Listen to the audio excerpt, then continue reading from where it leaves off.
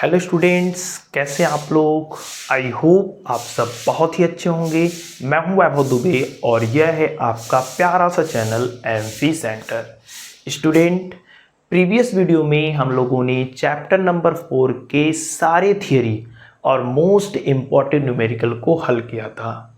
आज की इस वीडियो में उसी चैप्टर यानी चैप्टर 4 के कुमार मित्तल के बुक में जो भी न्यूमेरिकल हैं उनको अब हम लोग हल करने वाले हैं। तो बिना देर किए वीडियो को स्टार्ट करते हैं। बट एक छोटी सी रिक्वेस्ट, अगर आप चैनल पर नए हैं, चैनल को सब्सक्राइब नहीं किया है तो चैनल को सब्सक्राइब कर लीजिएगा। वीडियो को लाइक और शेयर भी आप ज़रूर कर दीजिएगा। अगर आपका कोई भी डाउट है या कोई भी कमेंट है जो आप हमें भेजना चाहते हैं तो ये है हमारा इंस्टाग्राम ID @mfcenter। यहाँ पे आप हमें फॉलो करके मैसेज भेज सकते हैं। डेली का डेली जो भी पढ़ाया जाएगा उसका PDF आपको हमारे टेलीग्राम चैनल @mfcenter पर मिल जाएगा। तो इन दो जगहों पे आप हमें ज़रूर फॉलो कीजिए क्योंकि फ़ायदा यहाँ पे आपका ही होने वाला है। चलिए वीडियो को स्टार्ट करते हैं।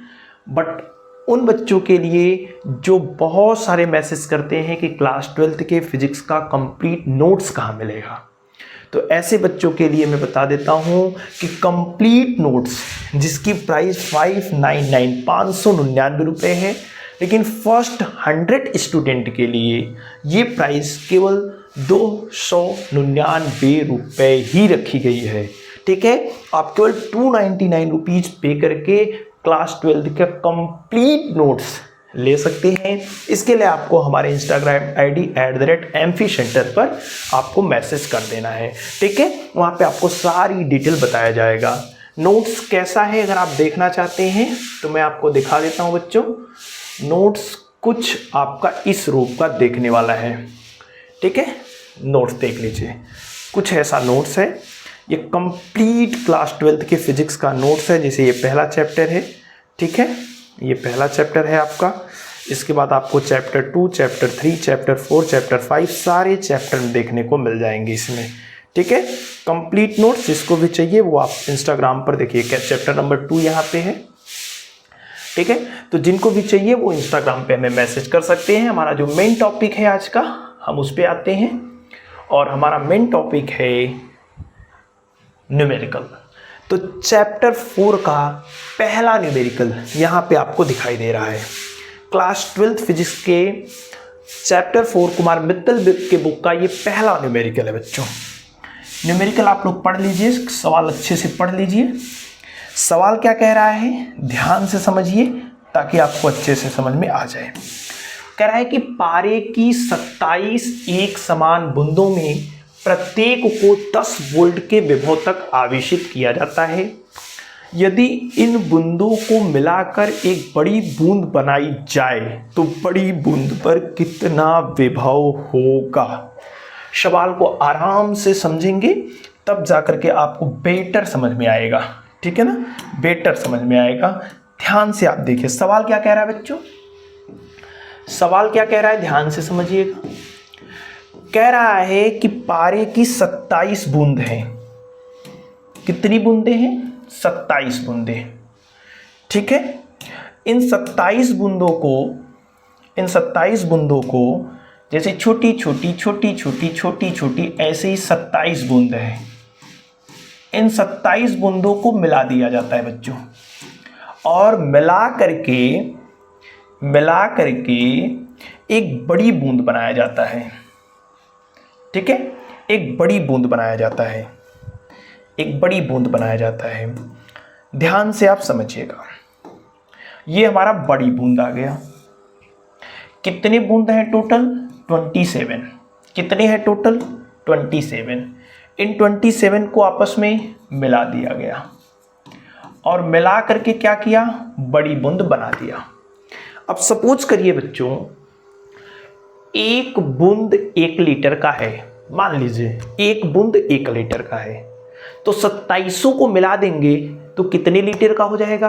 आप कहेंगे 27 लीटर का हो जाएगा। यानी इन 27 बूंदों का जो आयतन होगा वो इस बड़े वाले बूंद के आयतन के बराबर होगा। एक का 1 लीटर तो 27 का 27 लीटर। सबको मिला दिया तो ये भी कितना होगा? 27 लीटर। यानी 27 छोटी बूंदों का जो आयतन है वो इस बड़े बूंद के आयतन के बराबर होगा। बात समझ पाए कि नहीं? यही बात हम लोग लिखने जा रहे हैं कि चूंकि 27 छोटी बूंद का आयतन 27 छोटी बूंद का आयतन बराबर होगा बड़ी बूंद के आयतन के। बड़ी बूंद के आयतन की। इस बात को आप समझ पाए कि नहीं? हाँ सर, बिल्कुल समझ गए।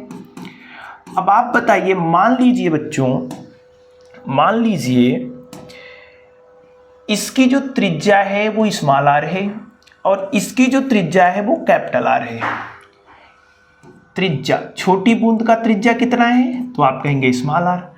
बड़ी बूंद की त्रिज्या कितना है, मान लेते हैं कैपिटल आर है। तो ये क्या है, ये हमारे पास क्या है, आयतन। और आयतन, बूंद मतलब गोला, बूंद गोलाकार होता है। गोले का आयतन क्या होता है बच्चों, ध्यान से देखिए, गोले का आयतन क्या होता है। तो 27 छोटी बूंद का आयतन, बूंद मतलब गोला और गोले का आयतन होता है 4/3 पाई आर क्यूब। लेकिन ये एक बूंद का आयतन है, इसमें हमने 27 का गुणा कर दिया तो 27 बूंदों का आयतन हो गया। ये बराबर है किसके, बड़ी बूंद के आयतन के। बूंद मतलब गोला, गोले का आयतन होता है 4/3 पाई आर क्यूब। इसकी त्रिज्या स्मॉल आर थी इसलिए स्मॉल आर लिखा, बड़े वाले की त्रिज्या कैपिटल आर थी इसलिए कैपिटल आर लिखा। अब ध्यान से देखो बच्चों, 4/3 पाई इसमें भी है, 4/3 पाई इसमें भी है। हाँ सर सही बात है, कट गया। बचा क्या इधर, इधर बचा है 27 आर क्यूब और इधर क्या बचा है आर क्यूब। इस 27 आर को ऐसे भी लिख सकते हैं 3 आर का होल क्यूब, 3 त्रिक का 9 त्रिक 27 आर का cube, R cube, R cube. बच्चों ये क्यूब इस क्यूब से कट जाएगा और जो आर की वैल्यू आई, इस आर की वैल्यू आई वो कितनी आई, 3r। यानी जो बड़ी बूंद की त्रिज्या होगी, जो बड़ी बूंद की त्रिज्या होगी वह छोटी बूंद की त्रिज्या के 3 गुने के बराबर होगी। बड़ी बूंद की त्रिज्या छोटी बूंद की त्रिज्या के 3 गुने के बराबर है। इस बात को आप समझ पाए कि नहीं? बिल्कुल समझ गए हैं। अच्छा बच्चों, मैं आपसे पूछूं, छोटी बूंद का विभव बताओ। आप कहेंगे सर प्रत्येक बूंद को 10 वोल्ट के विभव पर हमने क्या किया है, आवेशित किया है, पर छोटी बूंद का विभव कितना है।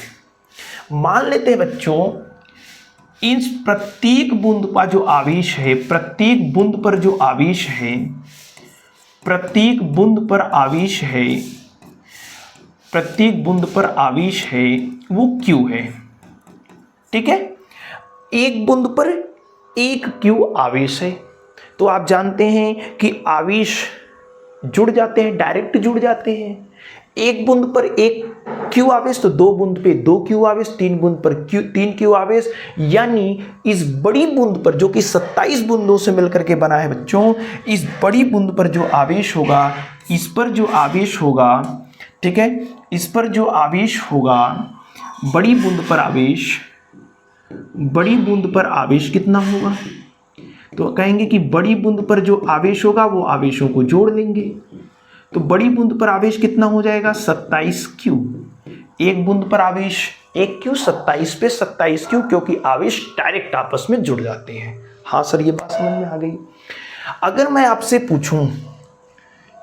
आपसे पूछूं छोटी बूंद का विभव बताओ, छोटी बूंद का विभव बताओ, एक का विभव, तो आप कहेंगे छोटी बूंद का जो विभव होगा V बराबर 1/4 पाई एप्सिलॉन नॉट इंटू Q के बट्टे R। R मतलब त्रिज्या, और यहाँ छोटी वाली की त्रिज्या कितनी दिया है, R। एक बूंद का विभव निकाल रहे हैं, ध्यान दीजिएगा। ठीक है सर, छोटी बूंद का विभव V बराबर 1/4 पाई एप्सिलॉन नॉट Q बट्टे R, ये तो सूत्र ही होता है। V का मान बच्चों हमें दिया है, क्योंकि प्रत्येक को कितने विभव पर, 10 वोल्ट के विभव पर आवेशित किया जाता है। यानी V का मान हमें पता है, तो V का मान पता है तो V का मान रख देते हैं। यानी 10 बराबर हो जाएगा 1/4 पाई एप्सिलॉन नॉट इंटू Q के बट्टे R। Equation number 1। अगर मैं आपसे पूछूं भैया बड़ी बूंद का विभव बताओ, बड़ी बूंद का विभव बताओ। तो कहेंगे सर सूत्र तो पता है, बस मान रखना है। बड़ी बूंद का विभव बताओ। तो बड़ी बूंद का विभव सूत्र क्या होता है, मान लेते हैं बड़ी बूंद का विभव v डैश है, v डैश है। तो सूत्र क्या होता है 1/4 पाई epsilon not into q। q मतलब आवेश, छोटी बूंद पर आवेश कितना है, आप कहेंगे 27 q है, बट्टे r। r मतलब त्रिज्या, बड़ी वाली की त्रिज्या कितनी है बच्चों, कैपिटल R। कैपिटल R की वैल्यू कितनी है 3r। चलिए हम एक लाइन और बढ़ा देते हैं, सॉरी कैपिटल R की वैल्यू कितनी है 3r, बट्टे r मतलब त्रिज्या। चलिए इसको हम थोड़ा सा एक लाइन बढ़ा करके लिख देते हैं ताकि आपको ज़्यादा समझ में आए। कैपिटल R यानी बच्चों v डैश की जो वैल्यू आएगी वो आएगी 1/4 पाई एप्सिलॉन नॉट इंटू 27 q के बट्टे 3r। ये बात तो सर बिल्कुल समझ में आ गई। मैं क्या कर रहा हूं, समीकरण 2 में समीकरण 1 का भाग दे रहा हूं। समीकरण 2 में भाग दे रहा हूं किसका, समीकरण 1 का। भाग आप सबको बच्चों आता है, लेफ्ट का भाग लेफ्ट में, राइट का भाग राइट में। इधर लेफ्ट साइड में क्या है v डैश, उधर लेफ्ट साइड में कितना है 10, इधर राइट साइड में कितना है, आप कहेंगे 1/4 पाई एप्सिलॉन नॉट इंटू 27 q के बटे 3r। हाँ सर बिल्कुल। इधर राइट साइड में कितना है, आप कहेंगे 1/4 पाई एप्सिलॉन नॉट इंटू कितना है q के बटे r। एकदम सही बच्चों। देखो 1/4 पाई epsilon not 1/4 pi epsilon not से गया, ठीक है। इधर q बटे r से भी चला गया। इधर क्या बचा है, 3 का भाग 27 में देना है, तो 3 9 27 होगा बच्चों। यहाँ 9 आ रहा है, ध्यान से देखिए 3 9 27, ठीक है। हाँ सर ठीक है। अब इधर थोड़ा सा लगा लेते हैं, आपको अच्छे से समझ में आ जाएगा। ध्यान से देखिए हमें बचा क्या है बच्चों, हमें बचा है v डैश के बट्टे 10 इज इक्वल टू केवल 9 बचा है, और ये 10 भाग में उधर जाएगा गुणा में, यानी कि 10 9 90 हो गया। और v डैश है क्या, कहेंगे v डैश बड़ी बूंद का विभव है, और हमसे यही बड़ी बूंद का विभव पूछा था, तो यही हमारा क्या हो जाएगा बच्चों, आंसर हो जाएगा। बात समझ पाए कि नहीं। हमने सबसे पहले क्या किया, 27 छोटी बूंदों को मिलाकर के बड़ी बूंद बनाया। तो 27 छोटी बूंदों का आयतन बराबर होगा बड़ी बूंद के आयतन के, तो यहां से बड़ी बूंद की त्रिज्या निकाल लिया। हमें छोटी बूंद का विभव दिया है, बड़ी बूंद का विभव निकालना है। हमने सूत्र लगाया, भाग दिया, उत्तर आ गया। एकदम आसान सा क्वेश्चन है। कोई भी डाउट अगर आपको हो, तो आप कमेंट कर दीजिएगा, ठीक है ना। एकदम आसान सा क्वेश्चन है, नोट कर लीजिए, और कोई भी डाउट हो तो कमेंट करके पूछ लीजिएगा, नोट कर लीजिए। नेक्स्ट क्वेश्चन, हम लोग क्वेश्चन नंबर 2 की तरफ चलते हैं। क्वेश्चन नंबर 2 ध्यान से देखो बच्चों, कह रहा है कि आसुत जल की 64 छोटी बूंदे, प्रत्येक की त्रिज्या 0.1 मिलीमीटर तथा आवेश इतना है, मिलाकर एक बड़ी बूंद बनाती है। बड़ी बूंद पर विभव ज्ञात कीजिए। बच्चों सेम सवाल है कि नहीं, पहले आप हमें ये बताइए। सेम सवाल है कि नहीं, पहले आप ये बताइए। सर कहेंगे सेम सवाल है, बस अंतर क्या है, वहां 27 छोटी बूंदों को मिलाकर के बड़ी बूंद बनाया जा रहा था, यहाँ 64 छोटी बूंदों को मिलाकर के बड़ी बूंद बनाया जा रहा है।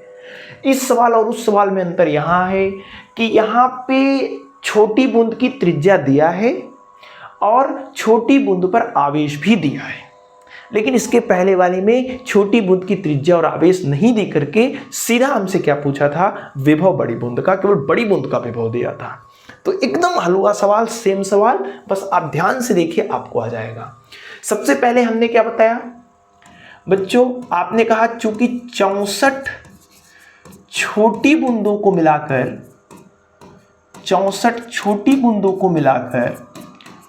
बड़ी बूंद बनाया जा रहा है, बड़ी बूंद बन रही है, ठीक है, यही तो कह रहा है सवाल। हाँ सर, बड़ी बूंद बन रही है। अगर 64 छोटी बूंदों को मिलाकर बड़ी बूंद बन रही है, इसका मतलब है कि 64 छोटी बूंद का आयतन बराबर होगा बच्चों बराबर होगा बच्चों बड़ी बूंद के आयतन के। हाँ सर, ये बात तो पिछले वाले में भी थी, बिल्कुल समझ में आ गई। ध्यान से देख लीजिएगा, छोटी छोटी बूंदों को मिलाकर बड़ा बनाया गया है, यानी आयतन क्या होगा, बराबर। छोटी बूंद का आयतन कितना है बच्चों, 4/3 पाई r³। छोटी वाली की त्रिज्या हमने छोटा r माना है, ठीक है। लेकिन कितने छोटी बूंद है, आप कहेंगे 64, इसलिए हमने 64 का क्या कर दिया, गुणा कर दिया। बड़ी बूंद का आयतन बच्चों मुझे निकालना है। बड़ी बूंद का आयतन क्या होगा, 4/3 पाई r³। बड़ी बूंद है इसलिए हमने बड़ा वाला r लगा दिया। अब 4/3 पाई 4/3 पाई से कट जाएगा। इधर बच्चों बचा क्या है, 64 r³। किसके बराबर है, r³ के। इसी को मैं थोड़ा सा स्टाइल में लिख लेता हूं, 64 को 4r³। 4 चौका 16 चौका 64, r³ r³। इधर क्या है बच्चों, r³। ये क्यूब इस क्यूब से कट जाएगा, सर कट जाएगा। r बराबर क्या आ गया, आप कहेंगे r बराबर 4r आ गया। यानी बड़ी बूंद की जो त्रिज्या होगी वो छोटी बूंद की त्रिज्या के 4 गुने के बराबर होगी। और छोटी बूंद की त्रिज्या बच्चों हमें पता है 0.1 mm। छोटी बूंद की त्रिज्या कितनी है, 0.1 mm। कहेंगे अतः बड़ी बूंद की त्रिज्या कितनी हो जाएगी बच्चों, कैपिटल R बराबर, ध्यान से 4r है। r छोटा वाला r मतलब छोटी बूंद की त्रिज्या, छोटी बूंद की त्रिज्या दिया है 0.1। यानी बच्चों r बराबर आ गया 4 एकम 4, 0.4 mm। 0.4 mm ये क्या है, बड़ी बूंद की त्रिज्या है, ठीक है सर, बिल्कुल समझ में आ गया। छोटी बूंद पर आवेश दिया है बच्चों, छोटी बूंद पर आवेश आपको दिया है, हाँ सर दिया है। छोटी बूंद पर आवेश कितना है, तो कहेंगे छोटी बूंद पर जो आवेश है वो है 2/3 गुणे 10⁻⁻12 कूलम। हमने आपको भी बताया कि आवेश डायरेक्ट जुड़ जाते हैं। एक पर इतना है तो 64 पर 64 गुना हो जाएगा, यानी 64 का क्या कर देंगे, गुणा कर देंगे बच्चों। एक पे अगर क्यू था तो 27 पे 27 क्यू हो जाएगा। तो बड़ी बूंद का आयतन कितना हो जाएगा, आप कहेंगे बड़ी बूंद पर आवेश क्या होगा बच्चों, 64 का क्या करा दें, गुणा करा दें। यानी 64 गुणे 2/3 गुणे 10⁻⁻12 कूलम। समझ गए बच्चों, हाँ सर समझ गए हैं। हमसे क्या पूछा है, बड़ी बूंद पर विभव बताओ। क्या पूछा है, बड़ी बूंद पर विभव। हमसे छोटी बूंद पर विभव थोड़ी ना पूछा है, हमसे पूछा है बड़ी बूंद पर विभव। बड़ी बूंद पर विभव बताओ। तो विभव का सूत्र बच्चों हमने आपको बताया है, गोले के पृष्ठ पर जो विभव होता है V बराबर, वह होता है 1/4 पाई एप्सिलॉन इनटू Q के बट्टे R। ये सूत्र है हमारा बच्चों, ये सूत्र है। अब हमें मान रखना है 1/4 पाई एप्सिलॉन नॉट का मान सबको पता है, 9 गुणे 10⁻9 होता है, हाँ सर पता है। इनटू Q, Q मतलब आवेश। कौन सा आवेश हमें लेना है, कहेंगे बड़ी बूंद पर विभव निकाल रहे हैं तो बड़ी बूंद का आवेश भी लेना है। तो बड़ी बूंद का आवेश कितना है, आप कहेंगे 64 गुणे 2/3 गुणे 10⁻12। हाँ सर बिल्कुल समझ में आया। बटे क्या है, R। अच्छा, बड़ी बूंद की त्रिज्या लिखना है तो हम यहाँ पे बड़ी बूंद की त्रिज्या कैपिटल R लिख देते हैं, क्योंकि बड़ी बूंद की त्रिज्या कितनी बच्चों, कैपिटल R है। और कितना आया है बच्चों 0.4 mm। 0.4 mm। लेकिन हमें mm मिलीमीटर में नहीं चाहिए, हमें चाहिए मीटर में।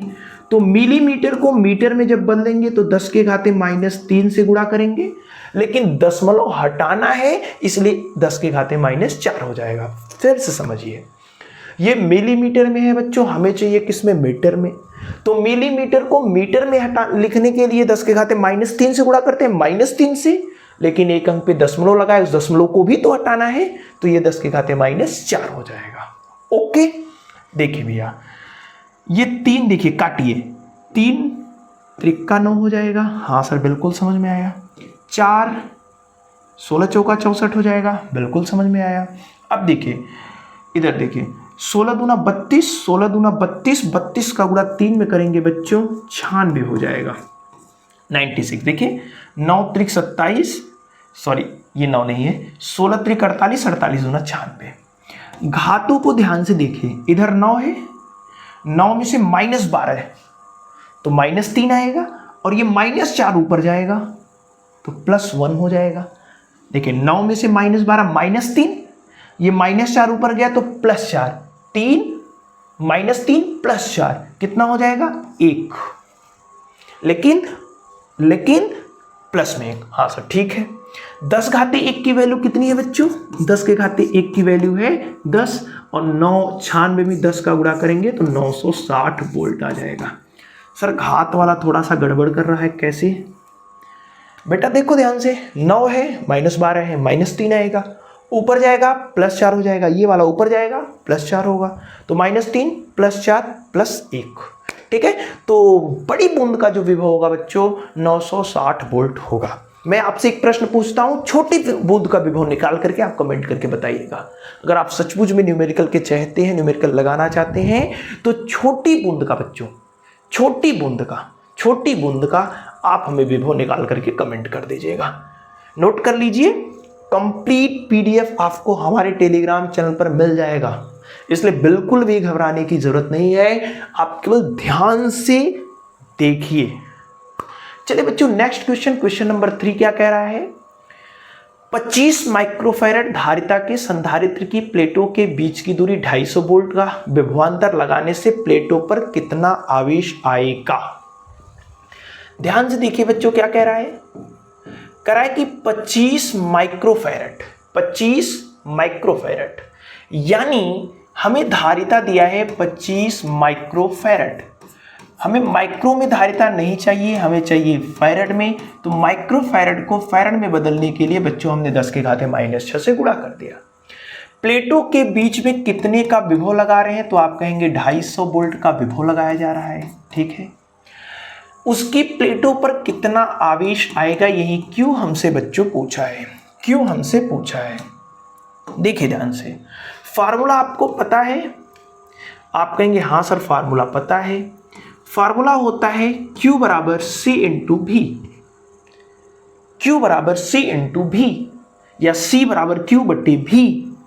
तो Q मतलब आवेश होता है, C मतलब धारिता कितनी है बच्चों? 25 गुणे 10 के घाते -6 इंटू V मतलब विभवांतर कितना है 250, गुणा कर दीजिए।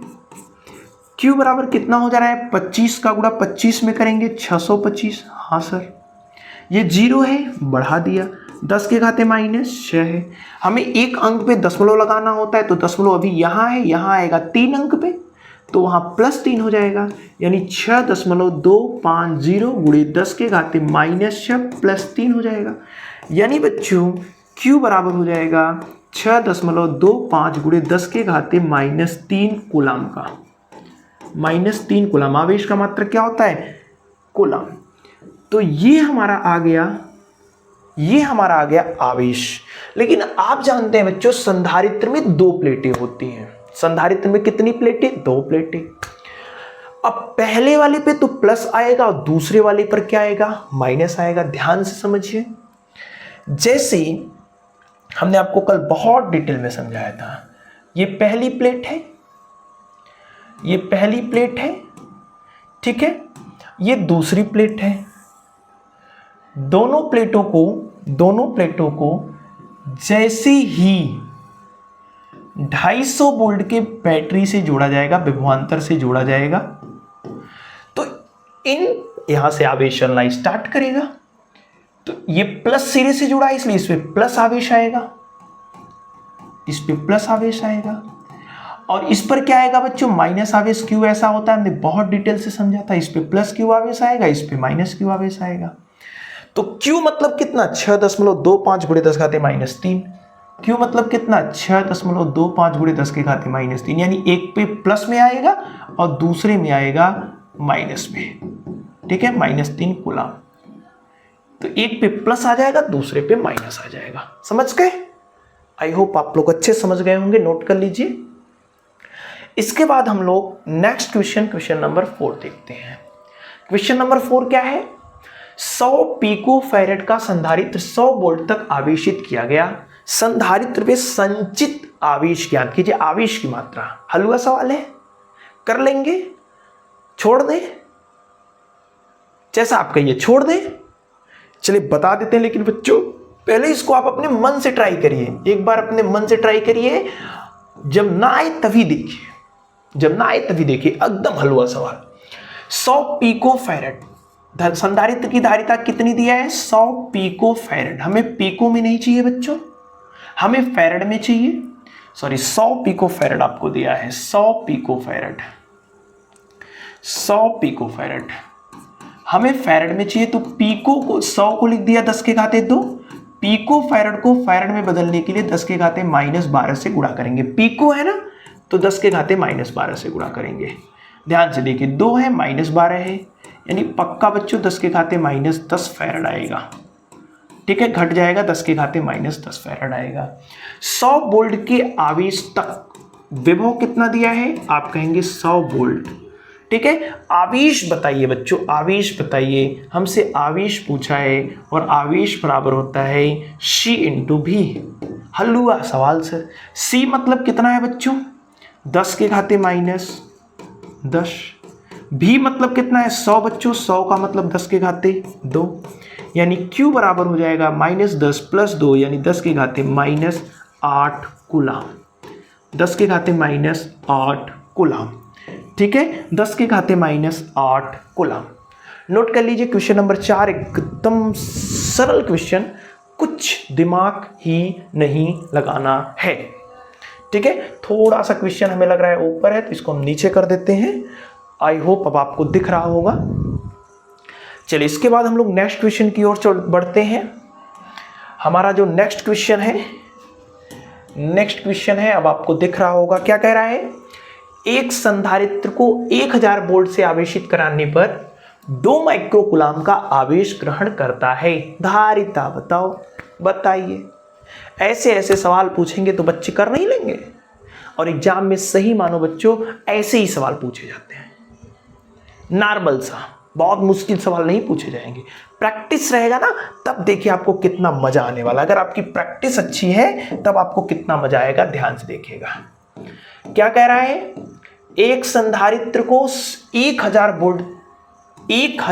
वोल्ट यानी कि 10 के घाते 3 वोल्ट, यानी कि 10 के घाते 3 वोल्ट। ठीक है सर। 2 माइक्रो कूलम का आवेश ग्रहण करता है। क्यू बराबर दिया है बच्चों 2 माइक्रो कूलम। माइक्रो कूलम को कूलम में बदलने के लिए 10 के घाते -6 से गुणा कर देते हैं। हाँ सर। संधारित्र की धारिता बताओ जी। संधारित्र की धारिता C बराबर क्या होता है? Q/V। अभी तो सवाल लगाया Q बराबर CV से। हाँ सर, समझ में आ रहा है। Q मतलब क्या है बच्चों? 2 × 10 के घाते -6 बट्टे V कितना है बच्चों? 10 के घाते 3 +3 ऊपर जाएगा, कितना हो जाएगा बच्चों? ध्यान से देखिए, -6 है, ये +3 ऊपर गया -3 हो जाएगा, यानी 2 × ये -6 ये -3, यानी -9 फैरेड। और -9 हटेगा तो नैनो हो जाएगा, इतना फैरेड। ठीक है, अब देखिए उत्तर देखेंगे। कुछ बच्चे बोलेंगे अरे सर ये तो 2 × 10 घाते -3 दिया है, यहाँ -9 आया है। तो मात्रक चेक करिए, फैरेड है बच्चों, ये माइक्रो फैरेड है। उत्तर ध्यान से देखिएगा, आप यहाँ पे भी करके छोड़ सकते हैं। C बराबर क्या है? 2 × 10 के घाते -3 × 10 के घाते -6 लिख सकते हैं कि नहीं, आप बताइए। -9 है बच्चों ना, तो -9 को -3 × -6 लिख दिया। और जब -6 हटेगा तो क्या लगेगा? माइक्रो फैरेड लगेगा बच्चों, माइक्रो फैरेड लगेगा। ठीक है ना। आप जानते हैं माइक्रो हटता है तो 10 घाते -6 लगता है, तो आसानी से हमने इसको कर लिया। नोट कर लीजिए इस क्वेश्चन को, क्वेश्चन नंबर 5 को।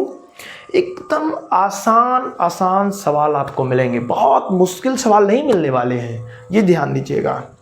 आपको कॉन्फिडेंस प्रैक्टिस ही बढ़ाएगा। जितने ज़्यादा सवालों की प्रैक्टिस करेंगे, जैसे हमने ये सवाल दिया बच्चों, तो इस सवाल को आप पहले एक बार अपने मन से ट्राई करिए।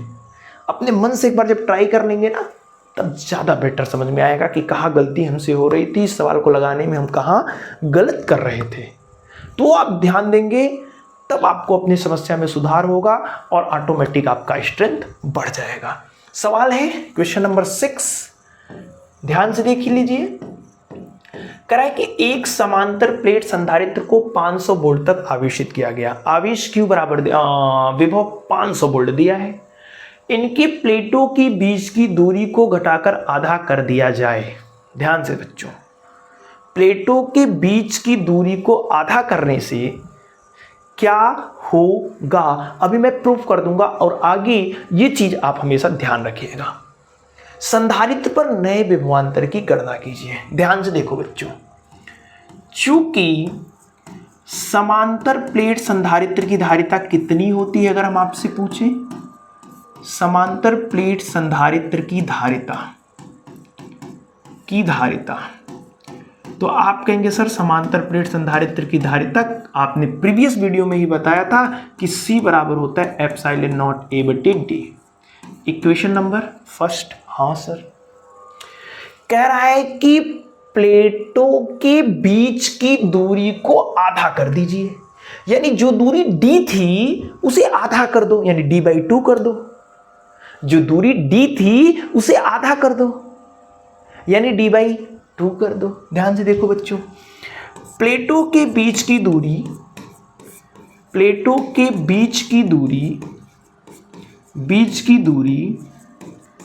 आधा करने पर प्लेटों के बीच की दूरी आधा करने पर, जैसे ही आधा करेंगे तो विभवान धारिता आपकी चेंज हो जाएगी और एप्सिलॉन नॉट A बटे D/2 कर रहे हैं। हाँ सर, पहले D था, अब D/2 यानी आधा कर दिया।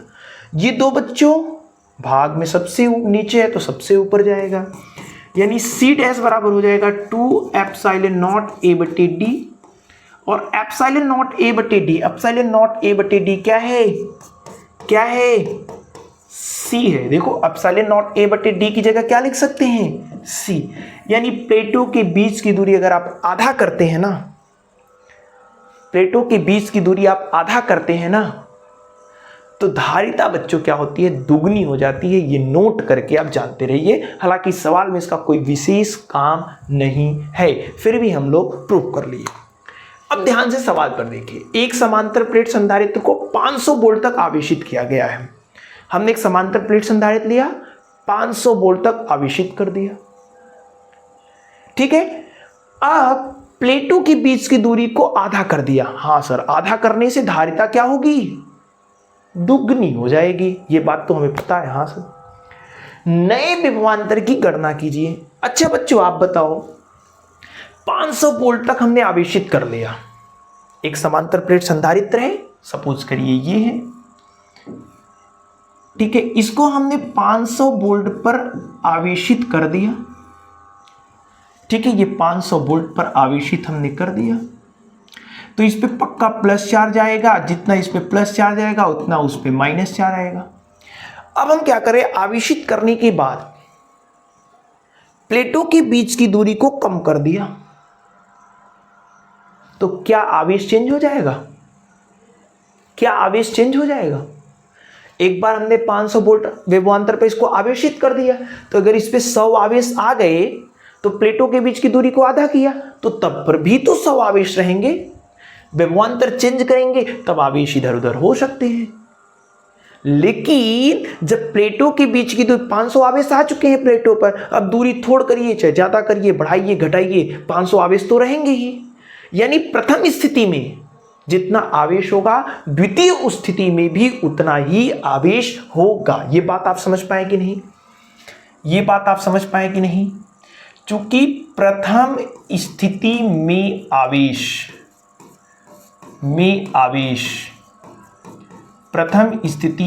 आवेश, इसको हम थोड़ा सा नीचे करते हैं और छोटा कर देते हैं, आपको बस समझने के लिए बनाया गया है, ठीक है।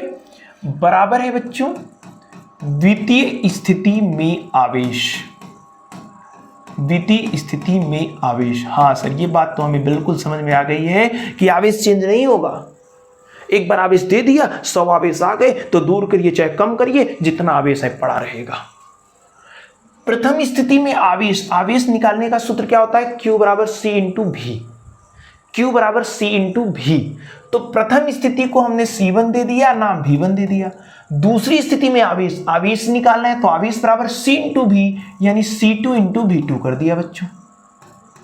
C1 यानी प्रथम स्थिति में कितनी धारिता है? तो पहली स्थिति में धारिता बच्चों हमने C माना है। हाँ, C माना है।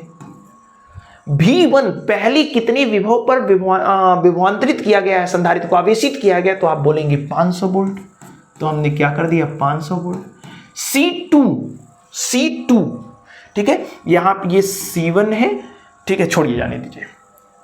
C2 मतलब द्वितीय स्थिति में जब प्लेटों के बीच की दूरी को हमने अधिक कर दिया है तब कितनी धारिता है? तो आप कहेंगे पहले वाले की 2 गुनी हो गई है। पहले अगर C था तो प्लेटों के बीच की दूरी को आधी करने पर 2C हो जाएगा। हाँ सर। V2 यही तो हमें पूछ रहा है, नए विभवांतर की गणना कीजिए, यानी V2 हमसे पूछ रहा है। ये बच्चों 2C गुणा में उधर जाएगा भाग में, यानी V2 बराबर क्या हो जाएगा? C गुणे 500 बटे 2C। 2C गुणा में इधर जाएगा भाग में, 2C से कैंसिल, इधर करेंगे तो 250 हो जाएगा। यानी बच्चों जो V2 है वो आपका आएगा 250 वोल्ट। समझ में आया कि नहीं? ये एक अच्छा सवाल था कि आवेशित कर दिया, फिर प्लेटों के बीच की दूरी को आधी कर दिया। जैसे ही प्लेटों के बीच की दूरी आधी करेंगे धारिता दुगनी, लेकिन आवेश दोनों स्थितियों में बराबर रहेंगे। प्रथम स्थिति में आवेश C1 V1, आवेश Q बराबर C इंटू V होता है। C1 मतलब पहले धारिता C थी।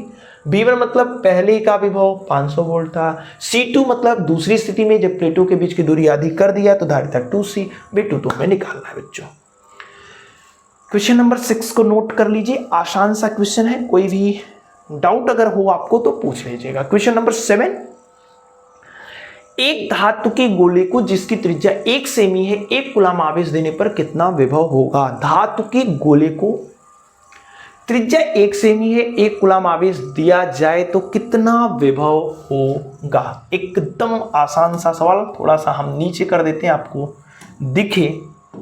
देखिए बच्चों, धातु के गोले को जिसकी त्रिज्या 1 सेंटीमीटर है, R बराबर क्या दिया है? 1 सेंटीमीटर, हमें मीटर में चाहिए, सेंटीमीटर को मीटर बदलने के लिए 10 के घाते -2 से गुणा कर देते हैं। कितना आवेश दे रहे हैं? आप कहेंगे भैया आवेश हम 1 कूलम का दे रहे हैं, ठीक है। सूत्र क्या है? विभव। कितना विभव हो जाएगा, धातु के गोले पर कितना विभव हो जाएगा? तो बच्चों विभव निकालने का सूत्र हमने पहले वाले क्वेश्चन में ही सीखा था कि धातु के गोले का जो विभव होता है वह होता है 1/4 पाई एप्सिलॉन नॉट Q बटे R। 1/4 पाई एप्सिलॉन नॉट की वैल्यू 9 × 10 के घाते 9। Q मतलब 1 कूलम बटे R। R मतलब कितना है बच्चों? 10 के घाते -2। -2 को ऊपर लेकर जाइए तो 9 × 10 के घाते 9, -2 ऊपर गया बच्चों, +2 हो गया, और इधर जोड़ लीजिए। विभव बराबर 9 × 10 के घाते 9 2 11, सॉरी 9 2 11 वोल्ट। यानी अगर त्रिज्या 1 सेंटीमीटर है तो धातु के गोले को 1 कूलम अगर आवेश देंगे तो विभव कितना हो जाएगा? 9 × 10 घाते 11 वोल्ट। एकदम हलवा सवाल, वीडियो पॉज करके नोट कर लीजिए। Next question, question number 8। Question number 8 कह रहा है कि एक गोलाकार चालक की त्रिज्या 9 सेंटीमीटर है, ठीक है। धारिता और आवेश बताना है, विभव 1000 वोल्ट है। 2 चीजें बतानी है बच्चों। सवाल आसान है, मैं कहूँगा कि वीडियो को पॉज करिए, ठीक है, और अपने मन से लगाइए। अगर सवाल आ रहे हैं तो कमेंट करके बताइए कौन सा सवाल आपने अपने मन से किया है, कौन सा क्वेश्चन आपने मन से किया है, अपने कमेंट करके बताइएगा जरूर, ठीक है। देखिए, एक गोलाकार चालक की त्रिज्या दिया है बच्चों, त्रिज्या को R से प्रदर्शित करते हैं 9 सेंटीमीटर, लेकिन बच्चों आप जानते हैं सेंटीमीटर में नहीं चाहिए, हमें चाहिए मीटर में, तो सेंटीमीटर को मीटर बदलने के लिए 10 घाते -2 से गुणा। धारिता बताना है, आवेश बताना है जिससे इसका विभव 1000 वोल्ट हो। विभव हमसे क्या कहा है, 1000 वोल्ट चाहिए। 1000 वोल्ट को 10 के घाते 3 वोल्ट भी लिखा जा सकता है बच्चों, आप जानते हैं। ओके सर, 2020 में पूछा गया क्वेश्चन है, देख लीजिएगा। ध्यान से आप समझिए, सवाल हलवा है भैया, हलवा है, हलवा है। क्या पूछा है, धारिता। धारिता किसकी धारिता, गोली चालक की धारिता। अगर आपको फार्मूला याद है ना, तो हमने प्रूफ किया था और हमने बताया था इस सूत्र पे सवाल हमेशा आएंगे। गोलीय चालक की धारिता, गोलीय चालक की धारिता क्या होती है बच्चों, आप हमें अगर पता है तो कमेंट करके बता दीजिए। गोलीय चालक की धारिता क्या होती है?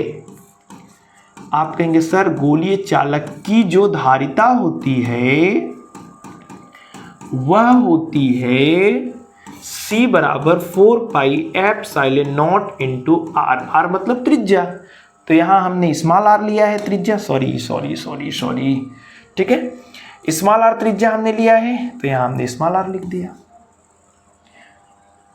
स्मॉल आर लिख दिया। चलो बच्चों, 4 पाई एप्सिलॉन नॉट की वैल्यू कितनी है, तो आप जानते हैं 1/9 गुणे 10 के घाते 9। 1 देखिए बच्चों, अब आपको टेंशन हो जाएगा ये कहां से आ गया। 1/4 पाई एप्सिलॉन नॉट की वैल्यू होती है 9 गुणे 10 के घाते 9। मात्रक से हमें मतलब नहीं है, तो बटेक कर दीजिए, ये वाला ऊपर, ये वाला नीचे, ये वाला ऊपर, ये वाला नीचे, यानी 4 पाई एप्सिलॉन नॉट की वैल्यू हो जाएगी 1/9 गुणे 10 के घाते 9। ठीक है, चलिए भैया, इंटू आर। आर कितना है बच्चों, आर है 9 गुणे 10 के घाते -2। ये 9 इस 9 से जय श्री राम हो गया, ये +9 ऊपर गया -9 हो जाएगा बच्चों, +9 ऊपर गया -9, ये -9 और ये -2, यानी -11 फैरेड, -11 फैरेड। ठीक है, इसको आप पिको फैरेड में भी लिख सकते हैं जैसा कि उत्तर दिया है। पिको फैरेड में कैसे लिखेंगे बच्चों, देख लीजिए, ध्यान से देखिए। 10 का हमने गुणा भी करा दिया है और 10 का हमने भाग भी करा दिया है, और इधर 10 घाते -11 ऑलरेडी है, हाँ सर है। ये +1 है, ऊपर जाएगा -1 हो जाएगा, हाँ सर। -11, ये +1 10 के घाते -12 हो जाएगा, -1 हो जाएगा तो -12, और माइनस ये फैरेड में है, और ये -12 जब हटेगा तो बच्चों क्या आएगा, पिको फैरेड। क्या आएगा, पिको फैरेड। समझ में नहीं आया, आ गया, इजी है, हाँ सर। ये पहला क्वेश्चन है। दूसरा क्या पूछा है, आवेश की गणना कीजिए। क्यों भी बताइए, तो क्यों कौन नहीं बता लेगा यार, क्यों कौन नहीं बता पाएगा। क्यू बराबर होता है C इंटू बी। C मतलब धारिता, अभी हमने निकाला बच्चों, यहां है 10 के घाते -11 फैरेड में ही तो रखना है, इंटू भी विभव 10 के घाते 3, यानी -3 -11 +3 -8 कूलम, -8 कूलम। ठीक है, तो ये आवेश इस पे आ जाएगा, आवेश आ जाएगा। कोई डाउट, सवाल नंबर 8 में कोई डाउट, नोट कर लीजिए। चलिए नेक्स्ट क्वेश्चन, 1 फैरेड वैद्युत धारिता वाली गोली चालक की त्रिज्या बताइए बच्चों। ये सवाल 2022 में पूछा है, इसको मैंने कल वाली वीडियो में भी आपको कराया था, इसके पहले जो 1 शॉट था, तो इसको छोड़ देते हैं, आप लोग अपने मन से लगा लीजिएगा। हालांकि वीडियो को पॉज करके नोट कर लीजिए, लेकिन इसको हमने इसके पहले वाले लेक्चर में भी कराया है। क्या कहा है, 1 फैरेड धारिता, धारिता बच्चों कितना दिया है, 1 फैरेड, बिल्कुल सही आपने पढ़ा। गोलीय चालक की त्रिज्या बताना है, त्रिज्या मान लीजिए है R, तो R हमें निकालना है। गोलीय चालक की त्रिज्या क्या होती है बच्चों, C = 4 pi epsilon naught into R। Just अभी इसके पहले हमने लिखा, हमें मान किसका निकालना है, R का, तो ये 4 पाई एप्सिलॉन नॉट गुणा में इधर आएगा भाग में, तो 1/4 पाई एप्सिलॉन नॉट इंटू C है, तो C लिख दिया। आर निकालना, ये गुणा में इधर आ गया भाग में। तो 1/4πε0 की वैल्यू कितनी है 9 × 10⁹ इंटू सी धारिता 1, और किसी भी संख्या में 1 का गुणा करेंगे तो मान में कोई परिवर्तन नहीं है। ये हमारा बच्चों आ गया आर की वैल्यू, त्रिज्या 9 × 10⁹ सॉरी ये मीटर है, त्रिज्या है ना, तो त्रिज्या को किस में लिखेंगे, मीटर में लिखेंगे बच्चों। एकदम हलवा सवाल था, इसको मैंने एक पहले भी कराया है, तो यहाँ पे कराने का कोई बहुत तुक नहीं था, सवाल में आपको था तो मैंने करा दिया।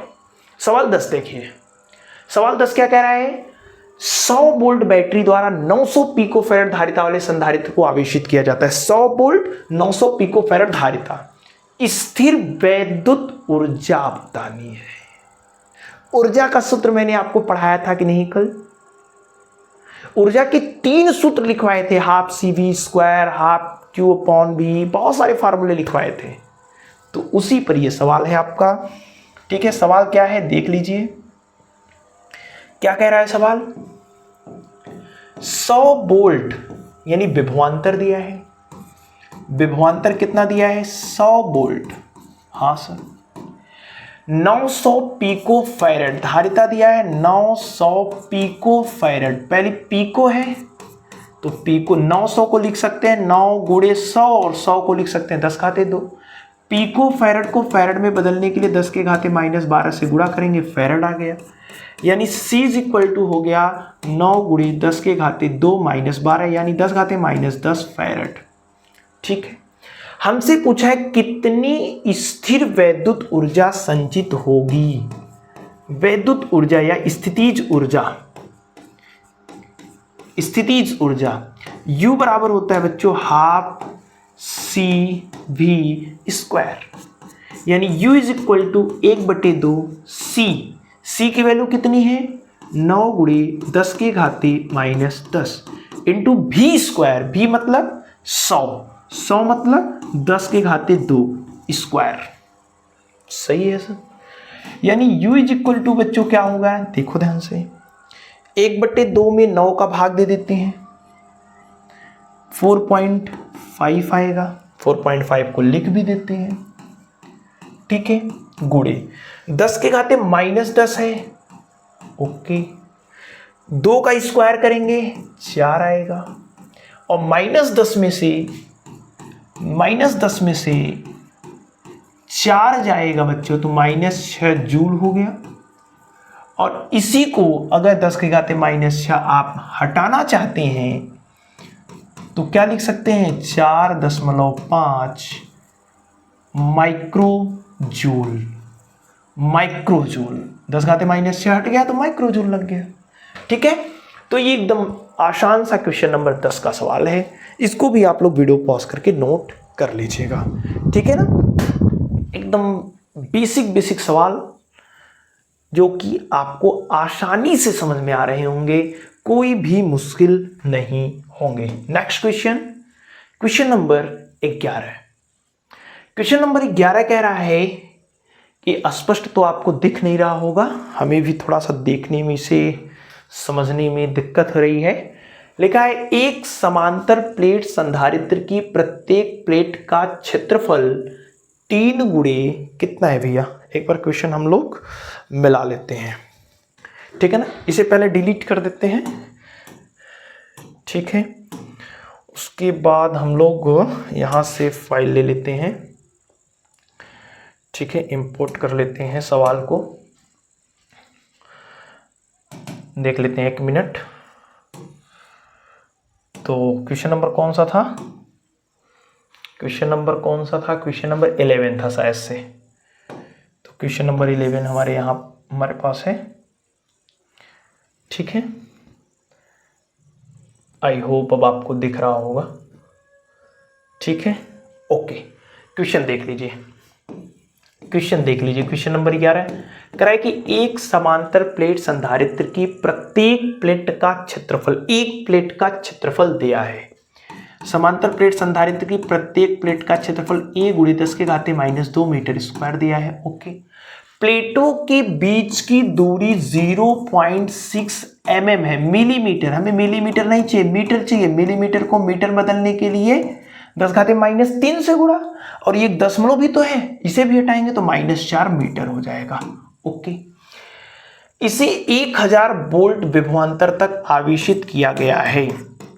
विभव दिया है बच्चों 1000 वोल्ट, यानी कि 10⁻³ वोल्ट, 10⁻³ वोल्ट। ओके, इसमें कितनी ऊर्जा संचित होगी, और एप्सिलॉन नॉट की भी वैल्यू हमें दिया हुआ है 8.85 × 10⁻12 फैराड पर मीटर। इसका मान तो भैया हमें न भी दिया होता फिर भी हमें पता था, ठीक है ना, तो पता है। अच्छा, क्या पूछा है, कितनी ऊर्जा संचित होगी।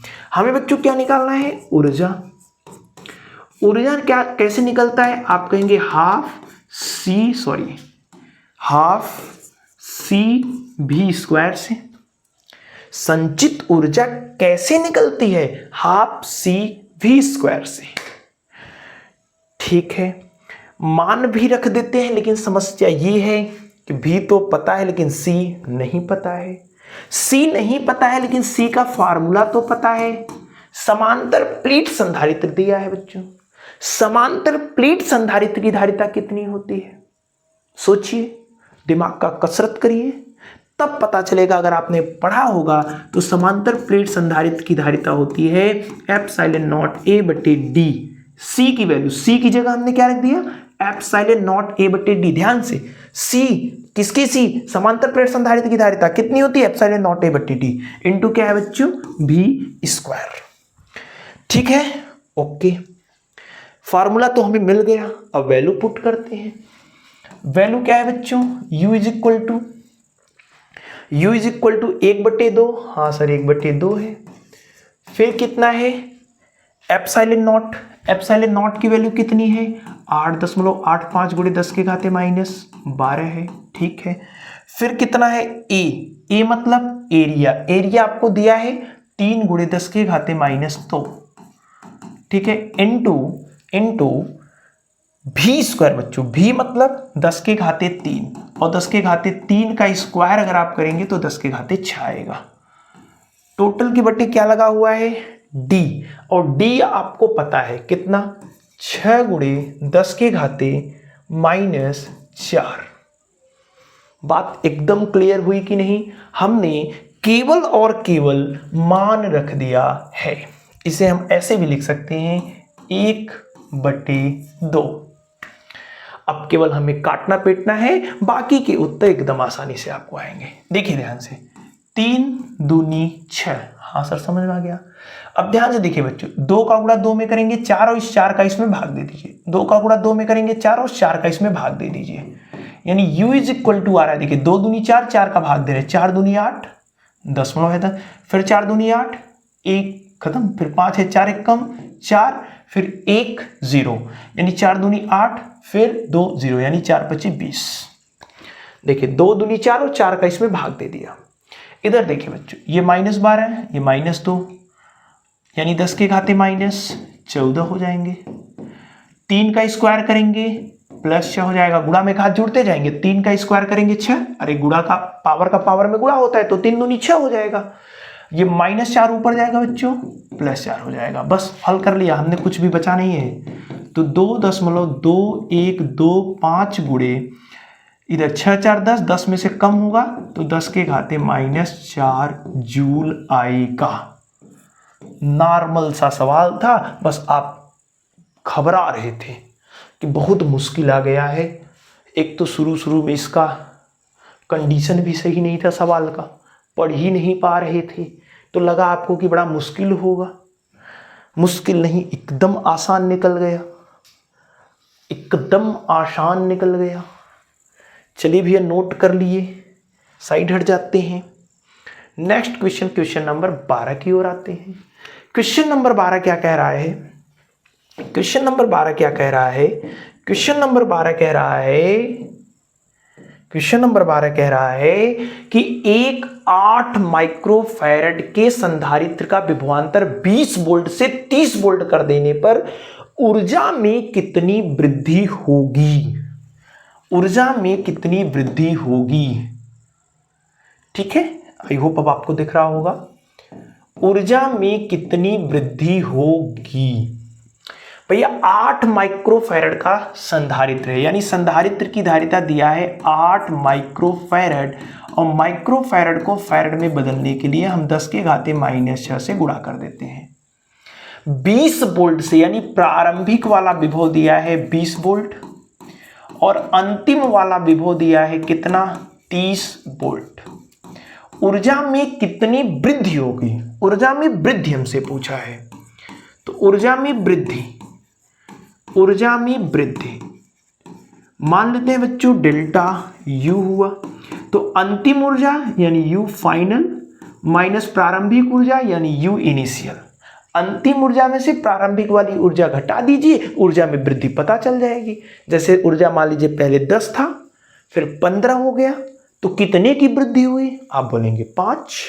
कैसे पता चला, 15 में से 10 घटा दिए, यानी अंतिम ऊर्जा में से प्रारंभिक ऊर्जा को घटा दिए।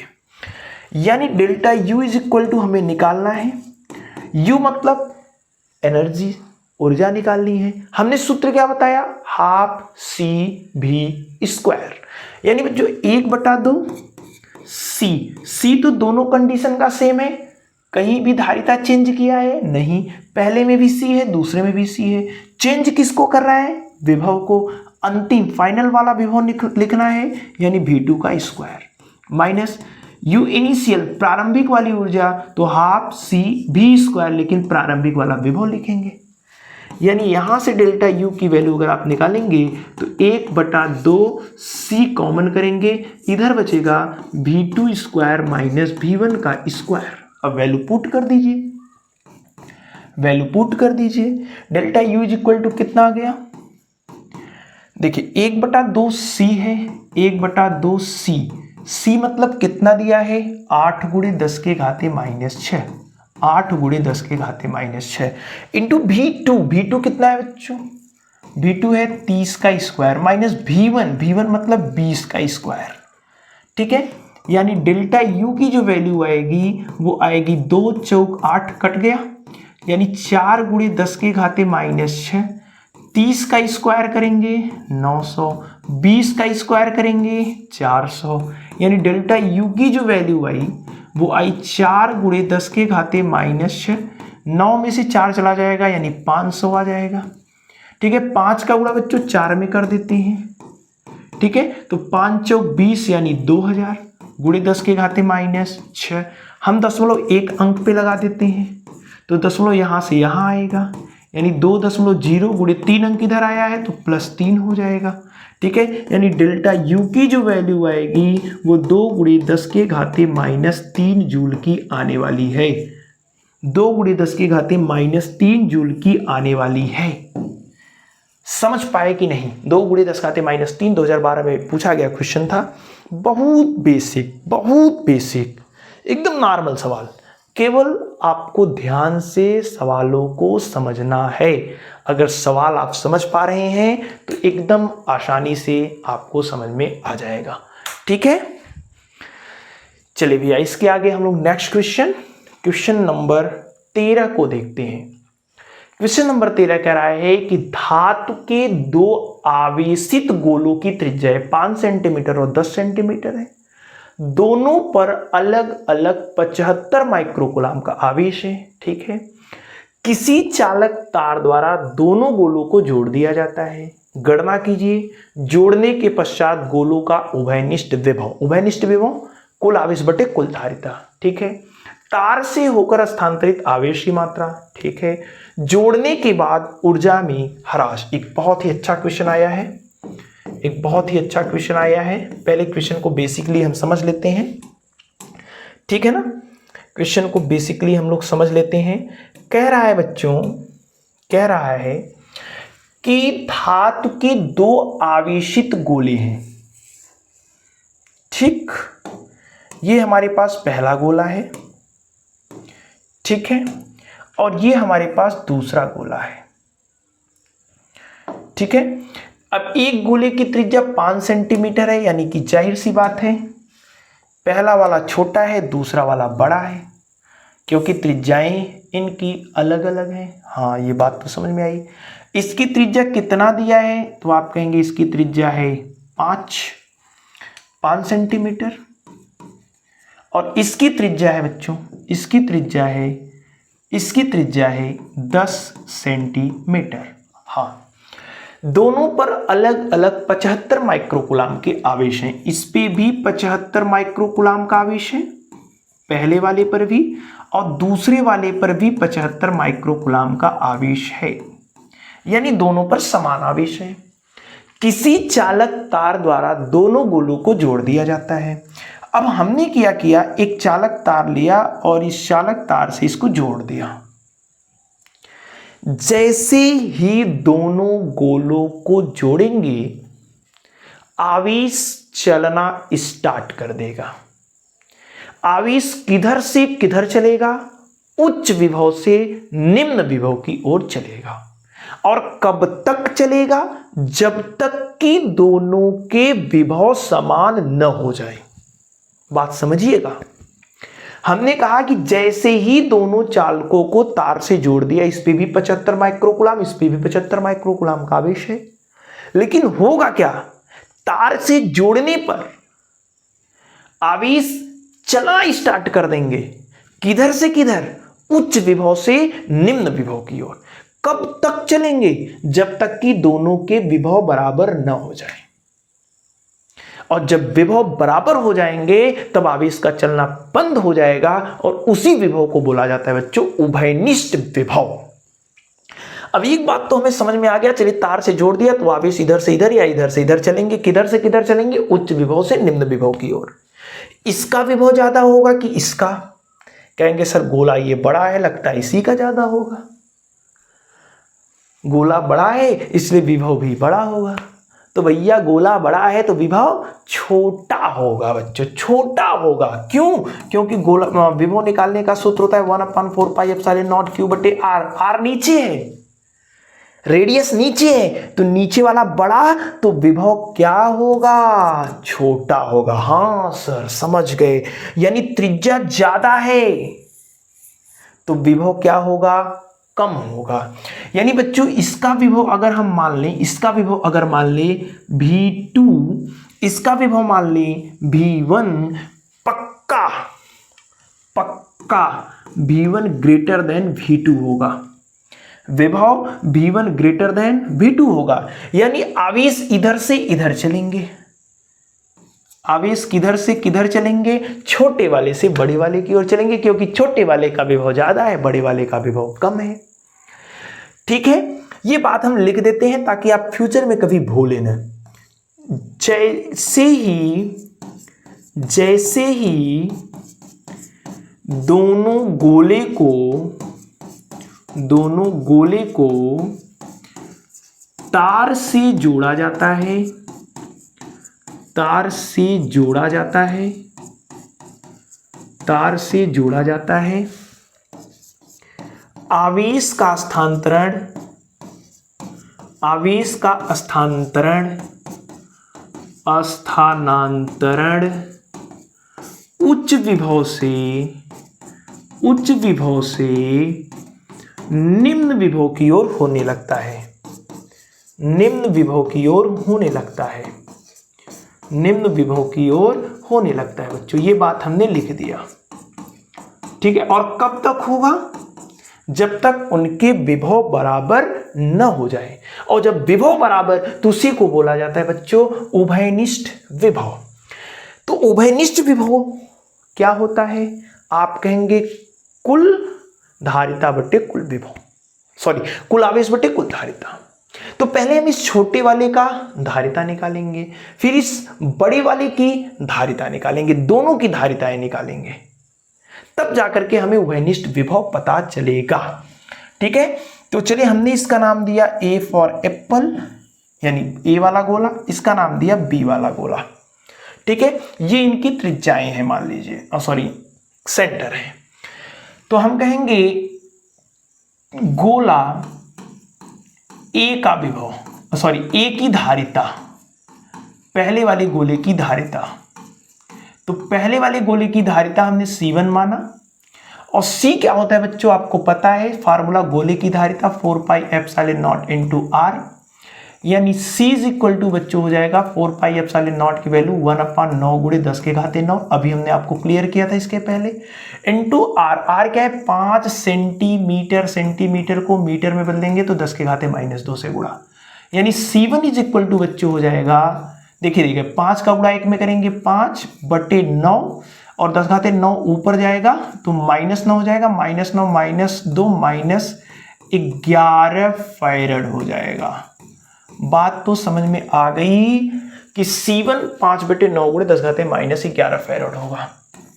दूसरे गोले की भी धारिता निकाल लेते हैं। गोले B की धारिता बताओ, तो सर कहेंगे गोले B की जो धारिता होगी, अभी धारिता तो पूछा ही नहीं है, क्यों निकाल रहे हैं, तो आप कहेंगे भैया उभयनिष्ठ विभव निकालना है, उभयनिष्ठ विभव निकालना है, इसलिए धारिता निकाल रहे हैं। गोले B की धारिता तो आप कहेंगे C2 बराबर 4 पाई एप्सिलॉन नॉट, चलिए पहले का R1 त्रिज्या है, दूसरे की त्रिज्या R2 है तो R2 लिख दिया। C2 इज इक्वल टू क्या हो रहा है बच्चों, 4 pi epsilon naught into, sorry मान रख दीजिए भैया, मान रख दीजिए भैया 4 पाई एप्सिलॉन नॉट की वैल्यू कितनी है, 1/9 गुणे 10 के घाते 9 इंटू R2 10 गुणे 10 के घाते -2, सेंटीमीटर में दिया 10 सेंटीमीटर, मीटर में चाहिए 10 घाते -2 से गुणा कर दिया। देखिए 10 का गुणा 1 में कर रहे हैं बच्चों, ध्यान से देखिए हमें घात समान रखना है, 10 एकम 10/9 प्लस 9 ऊपर गया -9, तो ये -9 ये -2 कितना हो जाएगा, -11 फैरेड। घात हमने समान रखा है, इसीलिए इस 10 के घात को जोड़ा उड़ा नहीं है। ये बेसिक चीजें हमने कैलकुलेट कर लिया कि पहले वाले की धारिता 5/9 गुणे 10 घाते -11 फैरेड, दूसरे वाले की धारिता 10/9 गुणे 10 घाते -10 फैरेड होगी। ठीक है सर, अब सवाल पे आते हैं। उभयनिष्ठ विभव निकालना है भैया, सॉरी उभयनिष्ठ विभव निकालना है। पहला सवाल ध्यान से आप देखिएगा, हमसे क्या पूछा है, हमसे क्या पूछा है, हमसे पूछा है उभयनिष्ठ विभव। पहला सवाल हमसे क्या पूछा है, उभयनिष्ठ विभव, उभयनिष्ठ विभव। बच्चों अगर आपको याद हो विभव Q बराबर होता है C इंटू V, तो V बराबर होगा Q/C, Q/C, Q/C।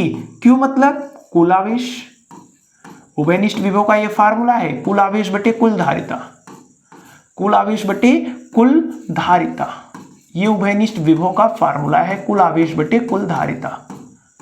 ठीक है, उभयनिष्ठ विभव को मान लेते हैं V है, यानी इसी विभव पर आवेश का स्थानांतरण रुक जाएगा, दोनों के विभव बराबर हो जाएंगे, फिर आवेश कहीं से जाएगा होएगा नहीं, वही पूछा है।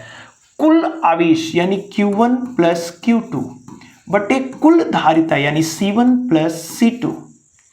कुल आवेश कितना है बच्चों, तो कहेंगे पहले वाले पर भी 75 माइक्रोकुलाम है, दूसरे वाले पर भी 75 माइक्रोकुलाम है। माइक्रोकुलाम हमें नहीं चाहिए, कुलाम में बदलने के लिए 10 के घाते -6 से गुणा कर दिया। सर समझ में कम आया बच्चों, Q1 Q2 75 माइक्रोकुलाम है, तो माइक्रोकुलाम को कुलाम में बदलना है ना, इसलिए 10 के घाते -6 से गुणा कर दिया। C1 जस्ट अभी हमने निकाला 5/9 गुणे 10 के घाते -11, 5/9 गुणे 10 के घाते -11। ठीक है, हम 10 घाते -11 दोनों में है तो कॉमन कर लेते हैं। ठीक है, प्लस C2 मतलब 10 के बटा 9 गुणे 10 के घाते -11, 10 घाते -11 दोनों में है ना, इसमें भी था इसमें भी था, कॉमन कर लिया। भैया इसको हल कर लीजिए आराम से, आराम से हल, 75 75 150 हो जाएगा। हाँ सर, इधर देखिए 9 9 हर समान है तो अंश को जोड़ लेंगे, 10 5 15, 15 के बटे 9 गुणे 10 के घाते -11। ये देखिए 15 10 में 150, ये 9 सबसे ऊपर सबसे नीचे है तो सबसे ऊपर पहुंचने वाला है, तो 9 हो जाएगा बच्चों। ध्यान से देखिए, इधर 10 के घाते 1 है, इधर -6 है, तो ये घट के -5 आएगा। ठीक है, -11 ऊपर जाएगा तो +11, -5 +11 कितना हो जाएगा? -5 +11 यानी 10⁻6। समझ में नहीं आया? ये +1 -6 -5 ऊपर गया तो +11, -5 +11 कितना आएगा? +6। इतना वोल्ट। यानी जैसे ही विभव 9 × 10⁻6 वोल्ट होगा, दोनों के विभव बराबर हो जाएंगे और विभव के बराबर होते ही आवेश का स्थानांतरण रुक जाएगा। इस विभव पर आवेश रुक जाएंगे, यानी बाद में तार से जोड़ने के बाद का जो विभव होगा वो 9 × 10⁻6 वोल्ट होगा। आप उभयनिष्ठ विभव देख सकते हैं, 9 × 10⁻6 वोल्ट होगा। अब हमसे दूसरा सवाल क्या पूछा बच्चों? तार में से होकर स्थानांतरित आवेश की मात्रा, यानी यहां से यहां कितना आवेश जाएगा। देखिए हमने पहले बताया छोटे से बड़े की ओर जाएगा, कितना जाएगा। सपोज करिए बच्चों इस पे 50 आवेश हैं, ठीक? हाँ सर समझ गए। अब बाद में 30 आवेश बचे। पहले 50 आवेश थे, तार से जोड़ दिया, कितने आवेश बच गए? 30। तो गए कितने? आप बोलेंगे सर 20 गए। पहले 50 था, अब 30 बचे हुए हैं, यानी गए कितने? तो आप बोलेंगे 20। यही कॉन्सेप्ट हम करने जा रहे हैं। ध्यान से हमसे पूछा है स्थानांतरित आवेश बताओ। दूसरा सवाल में स्थानांतरित आवेश पहले आवेश कितना था? 50 था, यानी Q था बच्चों। फिर बचा कितना वो घटा दो, -Q' बचा। मान लीजिए सर कुछ समझ में नहीं आया। हमने कहा था पहले 50 था, अब 30 है, तो कितने गए? 20 गए। पहले कितना था? Q, अब कितने हैं? Q'। तो बचा कितना? Q - Q'। 50 - 30 यानी 20 गए। तो स्थानांतरित आवेश मतलब प्रारंभिक आवेश माइनस अंतिम आवेश। हाँ सर ये बात सही है, ये बात सही है। क्यों? यानी कि 75 माइक्रोकूलाम -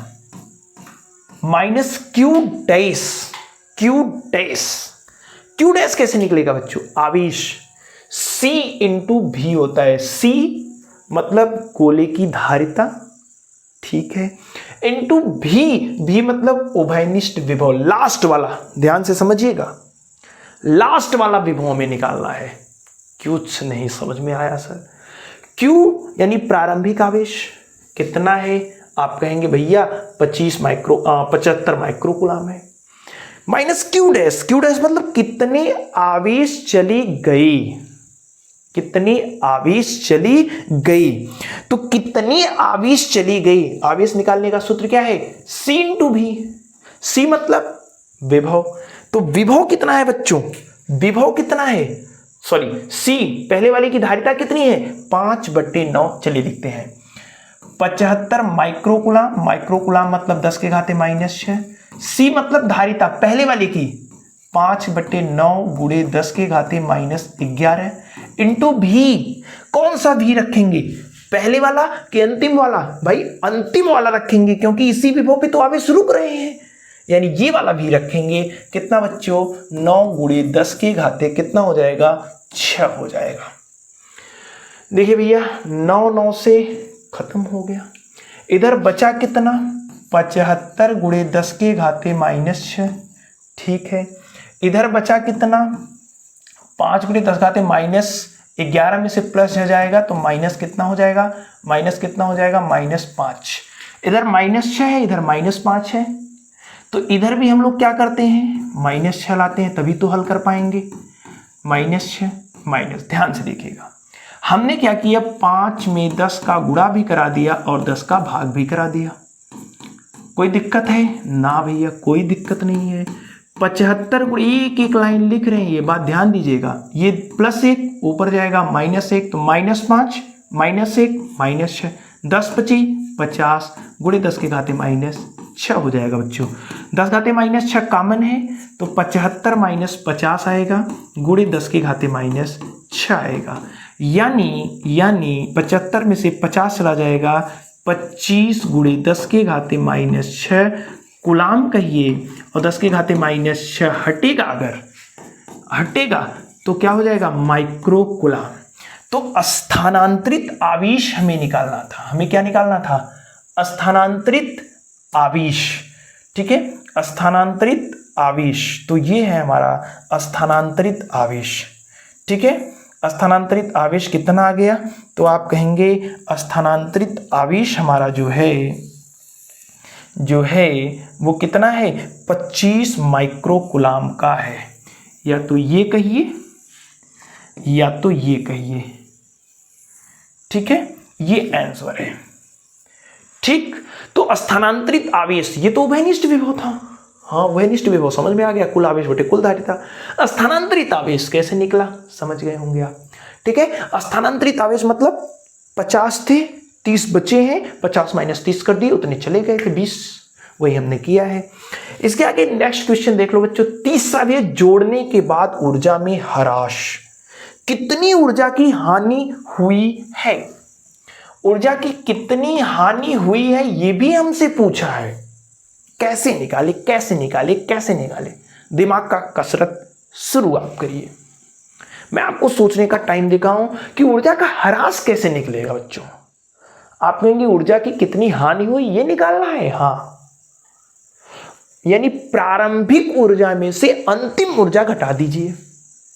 पहले सपोज करिए आपके पास 50 जूल है, बाद में 30 जूल की ऊर्जा है, तो कितनी हानि हुई, बोलेंगे 20। 50 से 70 थोड़ी ना होगा, 70 हो जाएगा तब तो ऊर्जा का प्रॉफिट हुआ, लॉस्ट कहां हुआ, बढ़ गई ऊर्जा। हानि हुई है मतलब 50 से कम होगी, 40 हो गई तो आप बोलेंगे 10 कम हुआ। यानी अंतिम ऊर्जा, प्रारंभिक ऊर्जा में से अंतिम ऊर्जा को घटाना है।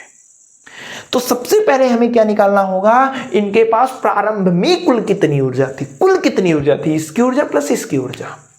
फिर हमें निकालना पड़ेगा कि अंतिम में इसके पास कितनी ऊर्जा है जब आवेश दोनों के बराबर हो गए। चलिए देखिए, हम कहेंगे दोनों संधारित्रों की प्रारंभिक कुल ऊर्जा, बच्चों इसे हम यू आई से लिख रहे हैं, यानी यू इनिशियल, प्रारंभिक वाला ऊर्जा को यू से इनिशियल मतलब प्रारंभिक। अब अच्छा, दो संधारित्र हैं, पहला दूसरा। अगर मैं आपसे पूछूं पहले वाले की ऊर्जा बताओ तो आप कहेंगे हाफ CV², यानी C1 और V1 लिखेंगे। पहले वाले के लिए 1 1 लिख दिया। दूसरे वाली कुल मतलब जोड़ना है, दूसरे वाली की ऊर्जा बताओ हाफ C2 V2²। अब एक समस्या हमारे सामने आ गई बच्चों कि V1 V2 तो पते ही नहीं है, पहले वाले के और दूसरे वाले का विभव तो हमें पता ही नहीं है। इसका विभव V1, इसका विभव V2। ध्यान दीजिएगा दोनों का Q समान है, Q1 Q2 समान है। तो जब दोनों का हमें विभव समान पता ही नहीं है तो हम विभव को चेंज कर रहे हैं। विभव चेंज कैसे हो रहा है ध्यान से देखिए, यहां पे हाफ C1, ठीक है, V1, V मतलब होता है बच्चों Q/C,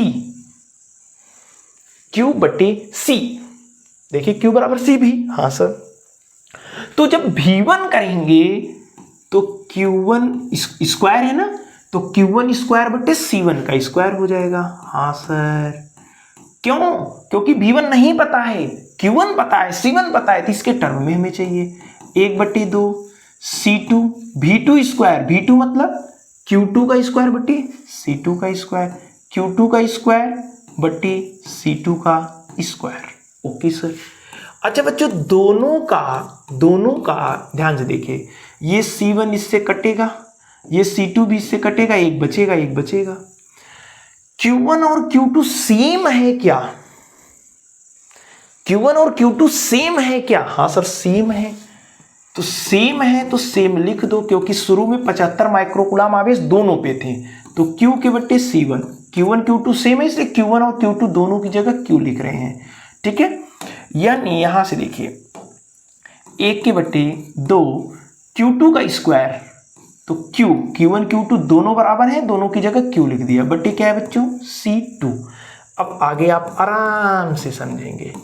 1/2 Q स्क्वायर कॉमन है, बचेगा क्या 1/C1 plus 1/C2, 1/C1 plus 1/C2।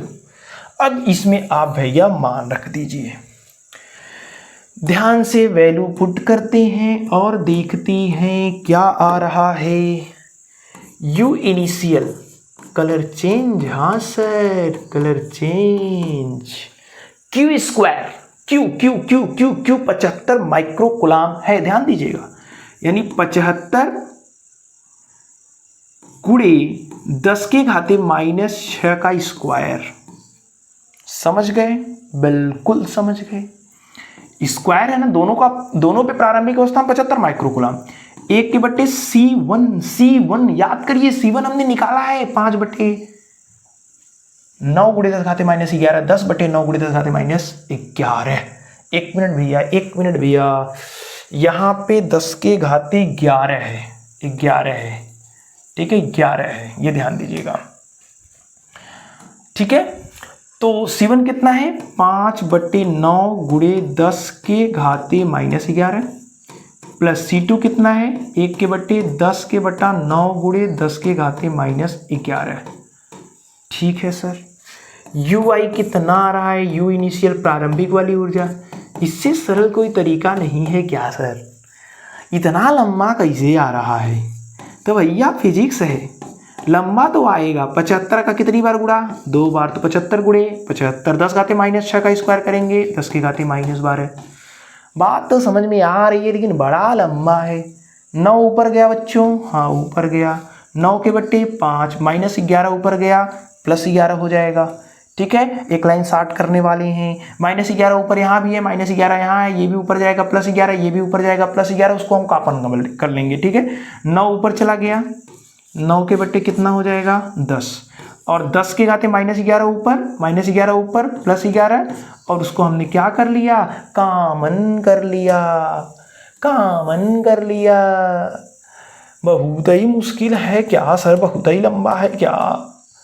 बहुत ही लंबा नहीं है, देखो केवल। अब इसको एलसीएम लेकर के हल कर सकते हैं, देखिए ध्यान से। U इनिशियल क्या रहा है भैया 1/2 गुणे 75 गुणे 10 के घाते, इधर देखिए -12 +11, यानी 10 के घाते -1। ओके, इधर 5 और 10 का लसा लेंगे, 10, 5 दूनी 9 दूनी 18, 10 से कम 10 +9, ठीक है। देखिए 5 दूनी 10 हमने कैलकुलेट कर लिया, 5 दूनी 10, 9 दूनी 18, 10 से कम 10। ओके भैया, U इनिशियल क्या रहा है बच्चों 1/2 गुणे 75 गुणे 18 9 27, ठीक है। और ये +10 ऊपर जाएगा बच्चों, देखिए यहाँ देखिए 1/2 लिखा, 75 लिखा, 75 लिखा, ये 10 घाते -1 है, -1 है, ये भी +1 ऊपर जाएगा तो -1 हो जाएगा, ठीक है। तो कितना हो जाएगा, कितना हो जाएगा, कहेंगे 10 के घाते -2 हो जाएगा। ठीक, सारी चीजें समझ में आ गई। अब भैया हम थोड़ा सा कैलकुलेटर यूज करते हैं, क्योंकि गुणा करेंगे ना तो यहाँ पे बड़ा लंबा हो जाएगा, इसलिए मैं कैलकुलेटर यूज करने वाला हूँ। देखिए कैलकुलेटर में क्या है बच्चों, ध्यान से देखिए, 75 गुणे 75 है, यानी 75 गुणे 75 गुणे 27 भी है क्या, 27 भी है क्या, हाँ सर 27 है। 75 गुणे 27 में 2 का भाग भी देना है क्या, भाग भी 2 का देना है, कितना आएगा 7 5 9 3 7 आएगा बच्चों, ठीक है। 7 9 3 7 5 कितना हो गया, कितना हो गया, कितना हो गया, कितना हो गया भैया, 7 5 9 3 7, ठीक है। 7 5 9 3 7.5, ठीक है, ठीक है, ठीक है, ठीक है, ठीक है, ठीक है, कितना 75,937.5 गुणे 10 के घाते -2 और -2 बच्चों यानी 2 अंक दशमलव इधर और आ जाएगा, यानी यू इनिशियल है 759 इतना जूल।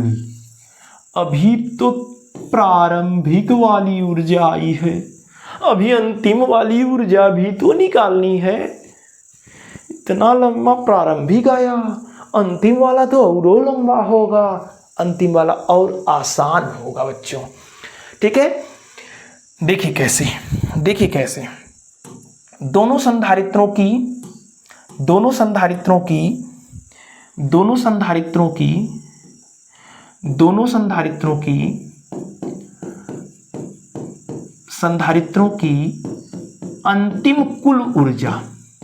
अंतिम कुल ऊर्जा, प्रारंभिक ऊर्जा हमें पता चल गया है, अब हमें क्या करना है, अंतिम कुल ऊर्जा निकालनी है। यानी बच्चों U फाइनल सूत्र क्या है, 1/2 C। चेंज होगा कि अलग अलग होगा, चेंज होगा कि अलग अलग होगा, आप में सोच के बताएंगे। संधारित्र धारिता चेंज नहीं होता, C1 V²। अच्छा धारिता चेंज हो जाएगा यार, धारिता बताओ, तो ½ C1 V² plus ½ C2 V2²। ये पहले वाली की ऊर्जा, ये दूसरे वाली की ऊर्जा। पहले विभव V1 था तो V1 लिखा, लेकिन जैसे ही जोड़े दोनों के विभव बराबर हो गए। कौन, V और V दोनों के विभव बराबर। पहले विभव V1 V2, तार से जोड़ने के बाद आवेशों का स्थानांतरण शुरू। कब तक जाएंगे आवेश, जब तक विभव बराबर नहीं होंगे। तो विभव दोनों के क्या हो गए, बराबर हो गए। यानी U फाइनल बराबर आ जाएगा बच्चों 1/2 V² को कर लिया कॉमन, C1 प्लस C2, यानी U फाइनल आने वाला है आपका 1/2 V² उभयनिष्ठ विभव का स्क्वायर, यानी 9 × 10 के घाते 6 का स्क्वायर, 9 × 10 के घाते 6 का स्क्वायर, 9 × 10 के घाते 6 का स्क्वायर। C1 यानी 5/9, 10 घाते -11 भी है। अरे भैया समझ ही नहीं पा रहे हैं, 10 घाते -11 भी तो है, उसको हम डायरेक्ट कॉमन करने वाले हैं। दूसरे का 10/9, 10 घाते -11 भी है, इसलिए -11 को हमने क्या कर लिया, कॉमन कर लिया। हमें चाहिए U फाइनल। बड़ा लंबा सवाल है, हाँ बड़ा लंबा सवाल है। देखो बच्चों 1/2, 9 का स्क्वायर करेंगे 81, 10 घाते 6 का स्क्वायर करेंगे 12, यानी 1/2 तो रहेगा, 9 का स्क्वायर करेंगे 81, 10 के घाते 6 का स्क्वायर करेंगे 10 घाते 12। भैया इसको थोड़ा देख लीजिए, 9 9 हर समान है, अंश को जोड़ लेंगे 10 5 15, 15/9 × 10 घाते -11 आएगा, यानी 15/9 × 10 के घाते -11 आएगा। अब हम इसको काटने वाले हैं, 9 9 81 आएगा। ठीक है, यानी U फाइनल वाली काइनेटिक एनर्जी कितनी है, 1/2 × 15 9 135, 10 के घाते 12 में से -11 जाएगा तो -1 आएगा। यानी U फाइनल बच्चों भाग देते हैं 2 × 12, ठीक है, और 1 बचेगा 2 × 14, यानी कि 2 बचे 10, ठीक है, 2 × 12 2 × 14 2 बचे 10, 10 के घाते ये +1 रहेगा, बड़े का चिन्ह लगेगा 10, 10 का गुणा कर दीजिए U फाइनल तो 675 जूल आएगा। इतना आसानी से फाइनल एनर्जी निकल गई। झंझट किसमें था, इनिशियल वाले में, क्यों, क्योंकि विभव नहीं दिया था ना, तो कैलकुलेशन थोड़ा सा लंबा हो गया। हमें निकालना है, हमें क्या निकालना है, ऊर्जा में हानि। हमें क्या निकालना है, ऊर्जा में हानि, ऊर्जा में हानि। तो ऊर्जा में हानि कैसे निकलेगी, मान लेते हैं डेल्टा U है, प्रारंभिक वाली ऊर्जा में से अंतिम वाली ऊर्जा को घटा दीजिए। प्रारंभिक वाली ऊर्जा कितनी है भैया, यहाँ निकाल लिया है हमने 759.375, ठीक है, 759.375। फाइनल वाला कितना है, 675, घटा दीजिए डेल्टा U बराबर, तो घटाएंगे तो 5 में से 0 जाएगा 0, 7 में से 0 जाएगा 0, 3 में से, सॉरी यार थोड़ा सा देखिए, 5 में से 0 जाएगा 5 बचेगा, 7 में से 0 जाएगा 7 बचेगा, 3 में से 0 जाएगा 3 बचेगा, 9 में से 5 जाएगा 4 बचेगा, 15 में से 60 जाएगा 8 बचेगा, और यहाँ पे बस इतना जूल उत्तर आ जाएगा, इतना जूल आपका उत्तर आ जाएगा। ठीक है, 84.375 जूल। पहले उत्तर चेक कर लेते हैं कहीं मिसप्रिंट तो नहीं हुआ है। बिल्कुल एग्जैक्ट उत्तर 84.375 जूल। ठीक है, तो इसके काफ़ी पेजेस हैं, आप एक बार देख लीजिएगा। ये पहला पेज, ये दूसरा पेज जिसमें मैंने उभयनिष्ठ विभव स्थानांतरित आवेश निकाला। इस पेज में मैंने प्रारंभिक ऊर्जा, फिर यहाँ से अंतिम ऊर्जा निकालने का प्रयास किया, वहाँ पहुँचे और ऊर्जा में हानि निकाल लिए। ठीक है, बिल्कुल भी मुश्किल सवाल नहीं था, लेकिन कैलकुलेशन जो आपके दिमाग को सॉल्व बनाता है, फास्ट बनाता है, वो था। क्वेश्चन नंबर 14, क्वेश्चन नंबर 14 देखिए, क्वेश्चन नंबर 14 जाने दीजिए, जहां है वहीं रहने देते हैं। क्या कह रहा है क्वेश्चन नंबर 14? आपको दिख रहा होगा, एक समांतर प्लेट संधारित्र की प्रत्येक प्लेट का क्षेत्रफल 100 सेंटीमीटर स्क्वायर है। ओके, प्लेटों के बीच की दूरी 0.05 सेंटीमीटर है। परावैद्युत पदार्थ भर देने पर संधारित्र की धारिता 3.54 × 10⁻10 फैराड हो जाती है। पदार्थ के परावैद्युतांक की गणना कीजिए। मैं चीख चीख के कल चिल्लाया था बच्चों, बताया था आपको कि परावैद्युत माध्यम में संधारित्र की धारिता के गुनी बढ़ जाती है। अगर C है, किसी माध्यम में रख दिया तो धारिता KC हो जाएगी। बहुत बार चिल्ला चिल्ला करके कल मैंने आपको बताया था। ध्यान से देखिए, पहले समांतर प्लेट संधारित्र की प्रत्येक प्लेटों का क्षेत्रफल आपको दिया है 100 सेंटीमीटर स्क्वायर। ओके, हमें चाहिए ये मीटर स्क्वायर में। थोड़ा सा चेंज करने का तरीका मैं आपको बता देता हूं ताकि आगे वाले सवाल में आपको समझ में आए। सेंटीमीटर स्क्वायर मतलब सेंटीमीटर गुणे सेंटीमीटर, यानी 100 को लिख सकते हैं बच्चों 10⁻²।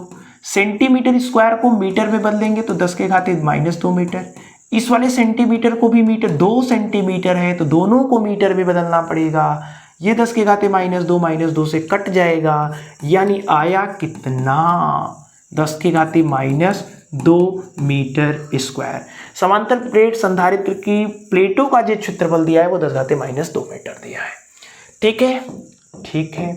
प्लेटों के बीच की दूरी भी दिया है। कितना दिया है? प्लेटों के बीच की दूरी d होती है 0.05 सेंटीमीटर, लेकिन सेंटीमीटर है, सेंटीमीटर है, मीटर में बदलेंगे तो सेंटीमीटर को मीटर में बदलने के लिए 10⁻² से गुणा। हाँ सर समझ गए, लेकिन 2 अंक पे दशमलव भी तो लगाना है, उसे हटाना है। तो हटाना है तो ये सेंटीमीटर को मीटर में बदलने के लिए 10⁻² से गुणा, दशमलव भी हटाना है तो -2 और, यानी -4 मीटर हो जाएगा। प्लेटों के बीच की दूरी कितनी? 5 × 10⁻⁴ आ जाएगा। ठीक है, इनके बीच परावैद्युत पदार्थ भर देने पर संधारित्र की धारिता इतनी फैराड हो जाती है। पदार्थ के परावैद्युतांक की गणना कीजिए। सबसे पहले मैं अगर आपसे पूछूं, पहले वायु में, यानी वायु में संधारित्र की धारिता कितनी है? वायु में समांतर प्लेट संधारित्र की धारिता कितनी होगी वायु में? तो कहेंगे वायु में समांतर प्लेट संधारित्र की जो धारिता होती है वो होती है C = ε0A/d। ठीक है, माध्यम में कितनी होती है? तो माध्यम में ε0 के साथ K लगाएंगे या KC हो जाएगा। पहले वायु में हम निकाल लेते हैं, वायु में कितना होगा बच्चों? आप कहेंगे ε0 यानी 8.85 × 10⁻12, ये सबको पता है वैल्यू। ए मतलब एरिया कितना है? 10⁻² है, बटे डी कितना है बच्चों? 5 × 10⁻⁴। भाग दे दीजिए, 5 का भाग इसमें देते हैं, इसको इससे काट देते हैं तो कहेंगे 5 × 1 = 5, 3 8 5 7 35, फिर 3 5 यानी 5 7 35। कितना आ गया? 1.77 गुणे, देखिए -12 -2 -14, -4 ऊपर जाएगा +4 हो जाएगा, यानी 10 के घाते -10 फैरड आ गया। ठीक है, कहाँ? वायु में। कहाँ? वायु में। पूछा कहाँ है? अच्छा, वायु में। हमसे वायु में नहीं पूछा, हमसे पूछा परावैद्युतांक। हम जानते हैं बच्चों, हम जानते हैं चूंकि माध्यम में जो धारिता होती है, माध्यम में जो धारिता होती है, माध्यम में धारिता जो होती है वो होती है K गुणे वायु में धारिता। वायु में धारिता पक्का पता है सर, माध्यम में धारिता K गुणी होती है। जैसे माध्यम में धारिता अगर C डैश है तो KC होता है। यानी बच्चों यहाँ से K की वैल्यू अगर आप निकालेंगे तो C डैश के बटे C आएगा, C गुणा में उधर आएगा भाग में। ये तो मैंने चिक के थियरी वाले क्लास में बताया था कि माध्यम में धारिता K गुनी बढ़ जाती है। चलो भैया, कि C डैश मतलब माध्यम में धारिता आपको पता है कितना है, 3.54 गुणे 10 के घाते -10। वायु में धारिता हमने निकाल लिया 1.77 गुणे 10 के घाते -10। -10 से कैंसल और ये दूना 2 बार गया बच्चों। ठीक है, यानी K की वैल्यू कितनी आ गई? K की वैल्यू आ गई 2। और K मतलब माध्यम का परावैद्युतांक, माध्यम के परावैद्युतांक का कोई भी मात्रक नहीं होता, कोई भी मात्रक नहीं होता। ठीक है, तो उत्तर आ गया हमारा 2। एकदम हलवा सवाल, एकदम हलवा सवाल, लेकिन थोड़ा सा मजेदार जरूर था।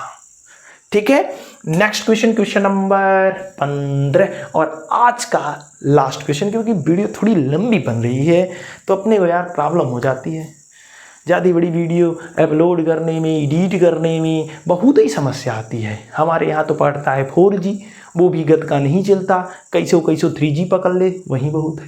वीडियो अपलोड करना जाना पड़ता है 3 किलोमीटर दूर। ठीक है, तो वहाँ पे समस्या हमारे सामने, इसलिए बहुत बड़ी वीडियो नहीं बना पाते।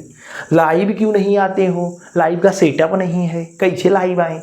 मोबाइल से वीडियो रिकॉर्ड करते हैं। ठीक है, तो लाइव क्यों नहीं आते हैं? जल्दी ही लाइव आएंगे, जब बहुत पैसा आ जाएगा, सेटअप लगवाएंगे तब न लाइव आएंगे, और पैसा आता ही नहीं। चलो बच्चों देखो, क्वेश्चन नंबर 15, एक वायु संधारित्र की धारिता 2 माइक्रोफैरड है। वायु संधारित्र की धारिता यानी वायु में धारिता 2 माइक्रोफैरड है। वायु में धारिता दिया है बच्चों 2 माइक्रोफैरड, यानी 2 गुणे 10 के घाते -6 फैरड। प्लेटों के बीच कोई अन्य माध्यम रखने पर धारिता, अन्य माध्यम रखने पर धारिता मान लेते हैं C डैश है, और ये दिया है 6 माइक्रोफैरड, यानी 6 गुणे 10 के घाते -6 फैरड। हमसे पूछा है माध्यम का परावैद्युतांक। अरे बच्चों K बराबर अभी बताया C डैश बटे C, यानी K बराबर C डैश। हलुआ सवाल आ गया यार, हलुआ। 6 गुणे 10 के घाते -6 बटे 2 गुणे 10 के घाते -6। ये -6 से कैंसल। सॉरी, यहाँ 6 नहीं है, यहाँ 6 नहीं है, यहाँ है 12। खुशी, वीडियो समाप्त करने की खुशी इतनी है कि सवाल गलत हो जा रहा है। सिंपल सा, आपसे भी गलती हो सकती है, ये ध्यान दीजिएगा। चलिए इसको पूरा मिटा देते हैं। C डैश कितना है बच्चों? 12 गुणे 10 के घाते -6। C कितना है? 2 गुणे 10 के घाते -6। -6 से कैंसल, 2 छंग 12। ठीक है, यानी K माध्यम का परावैद्युतांक कितना आ गया? 6। ठीक है, तो ये एकदम सिंपल सा क्वेश्चन खत्म हुआ। आज की वीडियो में मैंने आपको टोटल 15 क्वेश्चन कराए हैं। ठीक है, आई होप आपके लिए ये क्वेश्चन काफ़ी इम्पॉर्टेंट होंगे, आपने वीडियो से कुछ सीखा होगा। अगर वीडियो से आपने कुछ सीखा होगा तो वीडियो को लाइक और शेयर आप जरूर कर दीजिएगा। जो भी पढ़ाया गया उसका PDF पाने के लिए टेलीग्राम चैनल @MP सेंटर को जरूर ज्वाइन कर लीजिएगा। और क्लास 12 का कंप्लीट नोट्स थियरी का अगर आप पाना चाहते हैं तो एक विशेष ऑफर है, 599 के नोट्स आपको केवल और केवल 299 रुपये में दिया जा रहा है। तो आप लोग जा करके इंस्टाग्राम पे कमेंट करके बात करके हमसे नोट्स ले सकते हैं। ठीक है, तो आई होप आज की ये वीडियो आपके लिए बहुत ज़्यादा हेल्पफुल होगी, आपने इस वीडियो से सीखा होगा। अगर वीडियो पसंद आई हो तो लाइक और शेयर कर दीजिएगा। इसके आगे के न्यूमेरिकल्स को हम लोग देखेंगे कल वाली वीडियो में। तब तक बेस्ट ऑफ लक।